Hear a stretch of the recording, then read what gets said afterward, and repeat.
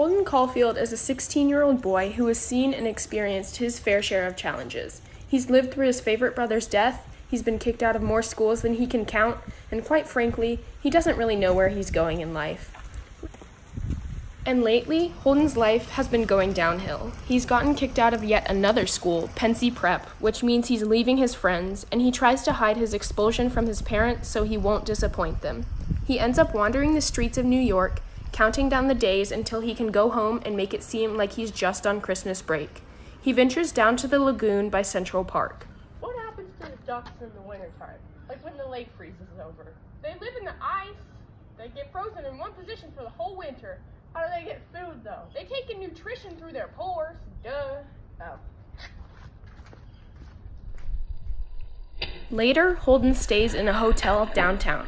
Getting more depressed, he starts up his old habit again, smoking cigarettes. While he's having a smoke, a man comes upstairs and into his room. The old man, Maurice, claims that Holden cheated him by not paying him. Holden really had paid what he was supposed to, but Maurice wanted to teach him a lesson.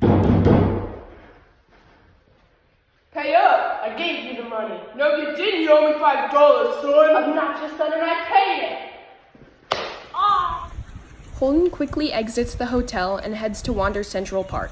He buys his sister, Phoebe, a record from a store. Here you go. Thanks, ma'am. No! It's broken! But he drops and shatters it. Disappointed with the loss of the record and homesick, he wanders home.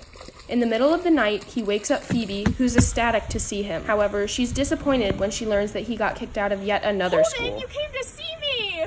Not wanting to deal with her, Holden calls up an old teacher, Mr. Antolini, and goes to visit him. Mr. Antolini, can I come over? An encounter at Mr. Antolini's makes Holden leave, and he's left to wander the streets once more. Depressed and with no one to turn to, Holden makes up his mind to hitchhike his way up west and cut off connections with everyone he knows. But how will a frightened 16-year-old, scarred from seeing a boy jump out a window, survive on his own in the world? Read J.D. Salinger's The Catcher in the Rye to find out.